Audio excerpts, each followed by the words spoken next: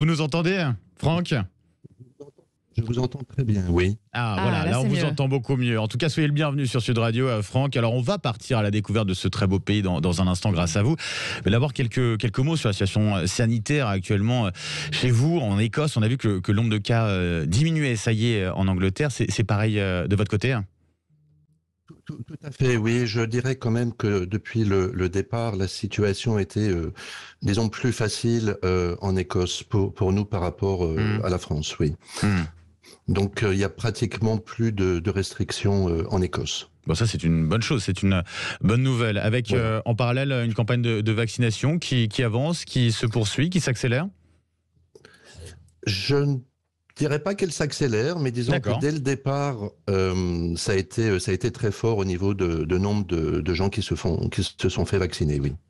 J'ai vu en tout cas qu'à partir de lundi, les Américains et tous les Européens vaccinés seront exemptés de quarantaine en arrivant en Écosse, sauf les Français. Est-ce que ça vous a surpris comme nouvelle? Et alors je sais pas, vous avez peut-être de la famille, des amis en France qui avaient peut-être prévu de vous retrouver cet été. Comment ça se passe pour vous là? Oui, vous avez tout à fait raison. Amis, famille sont en France. Mhm. Pas tellement surpris, je dirais, puisque bizarrement, entre guillemets, il semblerait que depuis Brexit, en réalité, il y a un petit peu cette guéguerre entre le Royaume-Uni et la France. Donc, pas tellement surpris, non, finalement. Ah, donc il n'y aurait pas que des raisons sanitaires. En tout cas, il y a une petite des griefs. Écoutez, moi, Voilà. je suis pas... En tout cas, c'est ce que vous ressentez. C'est ce que vous ressentez, vous qui êtes c'est en un Écosse. ressenti qui Ouais. est assez Ouais. partagé parmi les Français ici. Ça Oui. fait combien de temps, Franck, que vous êtes en Écosse? Comment vous avez atterri là-bas?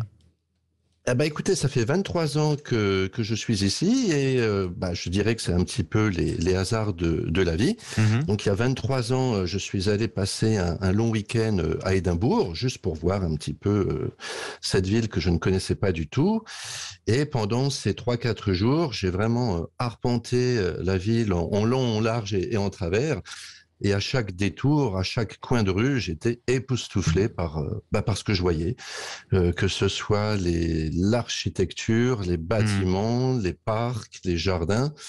Il faut pas oublier que le centre-ville, le cœur d'Édimbourg, c'est un parc, Ouais. un volcan éteint de 300 millions d'années avec un château de 1000 ans. Ça, c'est le centre-ville. Ouais. C'est quand même assez incroyable. Avec un côté un petit peu au niveau architectural, pour ceux qui aiment Harry Potter, il y a un peu ce côté-là du côté d'Édimbourg, du centre-ville. Hein. Alors complètement, d'ailleurs, il y a des visites touristiques, des visites guidées sur le thème de Harry Potter, puisque J.K. Rowling Oui. vivait à Édimbourg, absolument, oui. Pour les auditeurs de Donc, Sud il y a Radio. cet aspect Oui, allez-y, Franck.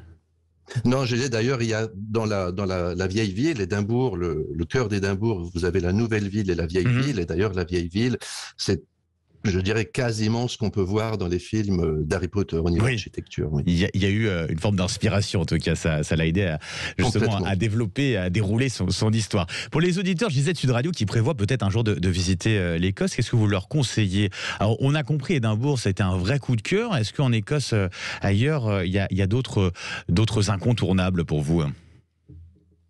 Écoutez, aux auditeurs qui auraient envie d'aller en Écosse, je n'ai qu'une chose à dire, faites-le absolument. Édimbourg, c'est la capitale, donc vous pouvez trouver ce qu'il y a dans une capitale, y compris ce parc de plusieurs dizaines d'hectares qui est en centre-ville.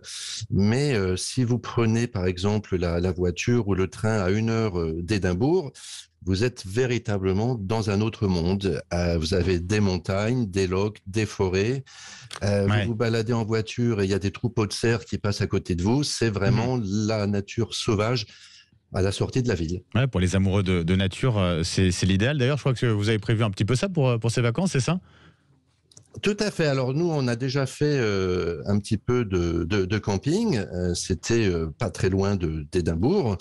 Et puis, effectivement, le matin, vous vous promenez et puis il y a les biches qui passent à côté de vous. Et alors que ce soit les gens qui aiment la nature, hein, comme nous, ou qui aiment le sport, qui aiment les activités, les amoureux de la photographie, les familles, les gens seuls, les couples, il y en a vraiment pour tous les goûts, et c'est très facile. Et en plus, moi, ce qui m'a vraiment attiré au départ en Écosse, c'est l'accueil des gens en Écosse.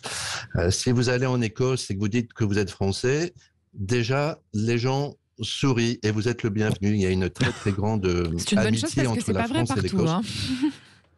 Ah oui? Ouais, les Français sont pas toujours tout à fait aimés. Une expérience de Judith. En tout cas, en Écosse, tant en mieux Écosse, si on c'est est, le cas. si on est bien accueilli avec un côté très sympa, finalement très ouvert, c'est ça? Ouais. Ah bah c'est sûr que là c'est mon expérience, mais c'est vrai que à chaque fois qu'on discute avec des Écossais, très rapidement ils nous parlent de cette vieille amitié entre la France et l'Écosse. Mais c'est vrai que chacun a ses expériences. Il y a toute une histoire justement commune aussi très longue entre la France et l'Écosse. Merci beaucoup en tout cas Franck d'avoir été avec nous ce matin sur Sud Radio, et on aura compris aller en Écosse quand ça sera possible après cette crise sanitaire bien sûr, pour profiter d'Édimbourg et puis de la nature aussi. On espère bien qu'elle va s'arrêter cette crise sanitaire à un moment donné. Restez avec nous dans un instant.